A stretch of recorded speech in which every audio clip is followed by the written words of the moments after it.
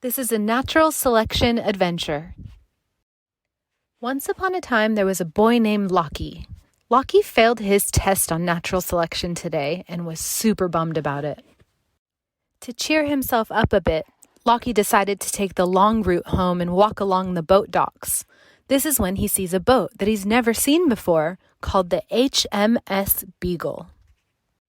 As Lachlan walks by the HMS Beagle, a man on the boat notices how upset Lachlan is. The man introduced himself as Charles Darwin, a researcher and scientist, and asks why Lachlan looks so sad.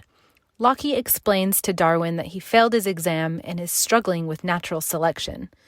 Darwin offers to help Lachlan, and they set off to go on an adventure to discover the wonders of natural selection. Darwin and Lachlan go to Argentina and start digging for fossils. "Why have we come to South America?" Lachlan asks. Darwin says, "Well, 35 million years ago, South America became island-like, isolating many unique creatures. As the environment changed over time, remains of animals were left behind and fossilized. These fossils illustrate descent with modification." What is descent with modification? Descent with modification is the physical and biological changes of a species over long generations. This here looks to be the fossil remains of Megatherium, a known fossil of a giant ground sloth. Due to their similarities, it's likely to be the ancestor of the sloth we know today. This means that through natural selection and descent with modification, the Megatherium and its offspring have evolved to become the modern sloth. Why do species change over time, though? To answer that, let's head to Australia. Darwin takes Lachlan to Australia next to observe a platypus. Darwin asks Lachlan, "Don't you think that looks a bit like the water rats in the Northern Hemisphere?" "It does," Lachlan says. The water rat and platypus live in similar environments, so the two species have similar features to help them survive. These favorable features are called the fittest traits. Darwin sees a light bulb go off in Lachlan's head. So the environment determines the fittest trait. Correct. The platypi that have the fittest features of their habitat live and reproduce, and those without the fittest traits don't survive, Darwin says. Wow, it sounds like survival is competitive, Lachlan thinks out loud. Spot on, Lachlan. And the Galapagos finches are a great example of competition in natural selection. Off we go to the Galapagos. Darwin takes Lachlan to the last location, the Galapagos. From the boat, they can see 3 different land masses.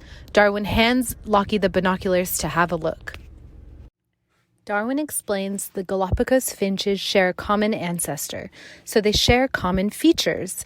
But can you see the difference between the finches isolated on each island? The finches on islands with seeds as the food source have a strong, thick beak to crack outer shells. Finches on islands with insects have long, slender beaks so they can forage in the shrubs and the bark.